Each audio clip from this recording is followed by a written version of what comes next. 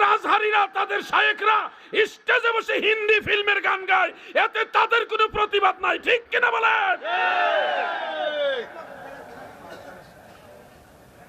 আমি কোন বিরোধিতার জন্য বলছি না, বাস্তবতা বুঝতে হবে। শুধু সমালোচনা করলে হবে না। এই দেশে যারা দ্বীন শিক্ষা দিয়েছে, তাদের মধ্যে যারা আউলিয়া কেরাম আছে, তাদের সম্মান চলবে। ওলি আল্লাহর শান চলবে কিনা বলেন? এই যুবক বেরোবার, আল্লাহর ওলির শান চলবে কিনা? কোরআনের মধ্যে আল্লাহর ওলিদের শান আছে, হাদিস শরীফে ওলি আল্লাহর কথা আছে, শান আছে। আমরা ওলি আল্লাহর শান গাই, বাস। সীমা লঙ্ঘন করা যাবে না, এটা আমরা একমত। যে স্টেজে একজন গজল গাইতেছে, আমার কেউ নাই রে, আরেকজনকে আসি রে আসি রে, এই হাসাহাসি তামাশা এগুলি বন্ধ করতে হবে। এগুলি মানুষের কাছে ভুল মেসেজ দেয়, এগুলি করা যাবে না।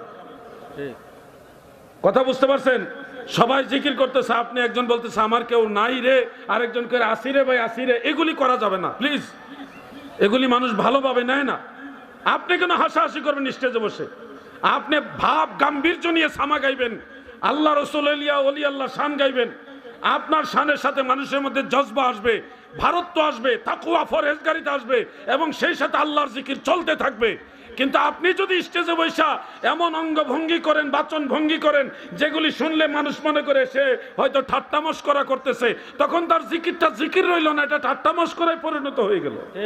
নাকি বলেন আপনারা? জিকির চলবে, কিন্তু জিকিরের নামে ভণ্ডামি চলবে না। ব্যালেন্স করে চলবেন ভাই।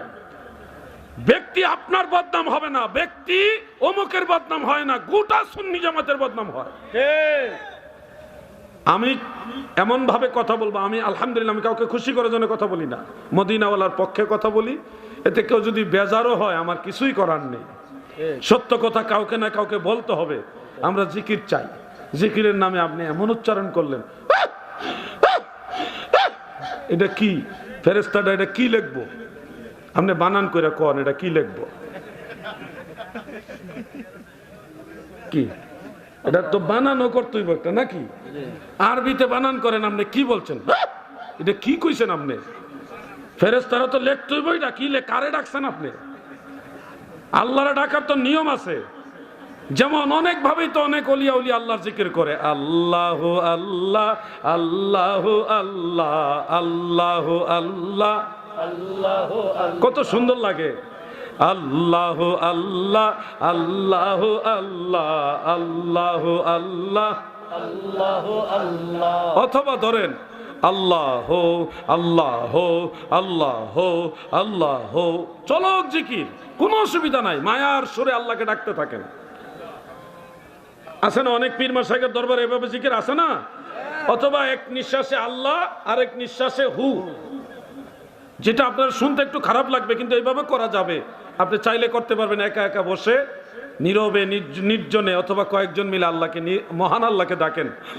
হো হো হো, মানে টানতে আল্লাহ ছাড়তে হু, টানতে আল্লাহ ছাড়তে হু, এভাবে জিকির করতে থাকেন। নিয়ম আছে।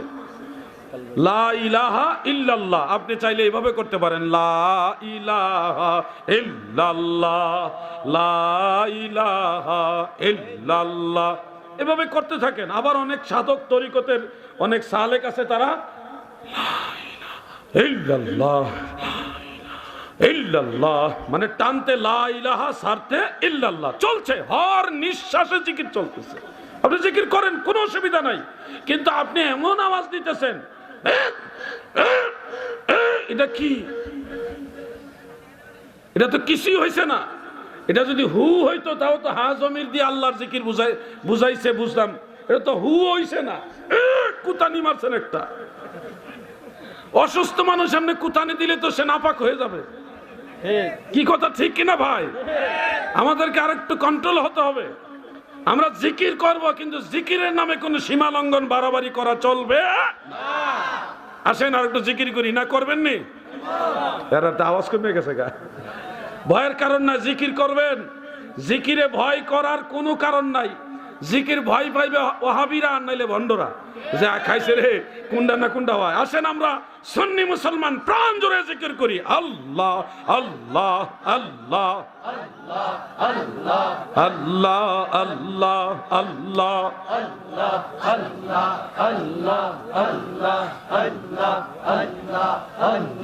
রাসূলুল্লাহ আমার নয়ন মনি রাসূলুল্লাহ আমার নয়ন মনি মক্কি মাদানী রাসূলুল্লাহ আমার চোখের মনি আল্লাহ আল্লাহ আল্লাহ আল্লাহ আল্লাহ আল্লাহ আল্লাহ আল্লাহ আল্লাহ আল্লাহ আল্লাহ আল্লাহ আল্লাহ আল্লাহ আল্লাহ আল্লাহ লা ইলাহা ইল্লাল্লাহু মুহাম্মাদুর রাসূলুল্লাহ সাল্লাল্লাহু আলাইহি ওয়াসাল্লাম।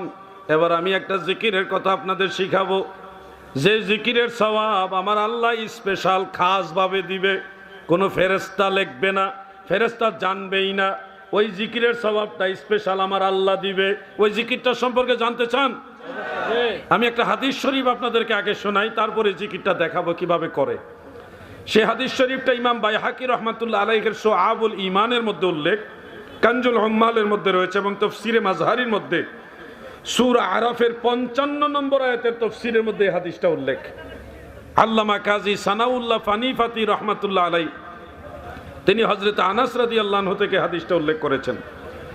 আল্লাহর হাবিব আমাদের দয়াল নবী রাহমাতুল লিল আলামিন নবী বলেন, হাসর ময়দানে যারা জাকিরিন বান্দা, আল্লাহর জিকির করনেওয়ালা বান্দা বান্দি আছে গো, তাদের আমলনামা ফেরেশতাদের কাছে তলব করবে। একজন জাকির জিকির করনেওয়ালা বান্দাকে আল্লাহর দরবারে যখন পেশ করা হবে তার আমলনামা সহ, মহান আল্লাহ তাআলা দুই কাদের দুই ফেরেশতাকে লক্ষ্য করে বলবেন, ফেরেশতারা রে, আমার এই বান্দার আরো নেকি আছে, এগুলি কোথায়? ফেরেশতারা ভয়ে থর থর করে কাঁপা শুরু করবে। মহান আল্লাহ তাআলা গো,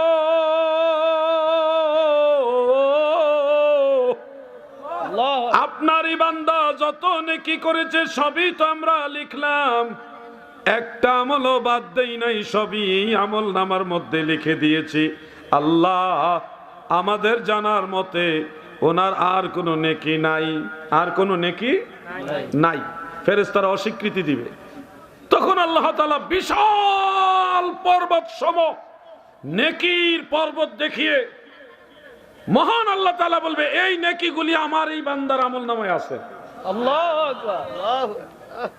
ফেরেশতারা তখন স্তব্ধ হয়ে যাবে, আশ্চর্য হয়ে বলবে, আল্লাহ,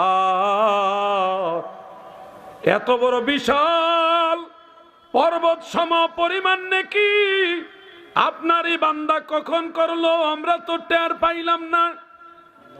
ওগো দয়াময় আল্লাহ, আপনি বলে দিন এই নেকিগুলি কখন সে করেছে। আল্লাহ তাআলা তখন বলবে, এই নেকিগুলি হলো জিকিরে খফি, এগুলি হলো গোপন জিকির, বাতিনি জিকির। এই জিকির তোমরা বুঝো না, তোমরা ফেরেশতারা বুঝো না, এগুলি শুধু আমি আল্লাহ বুঝি। ওই জিকিরের সওয়াব আমি আল্লাহ আমার নিজ কুদরতের হাতে দান করি। এই জিকিরের নাম হলো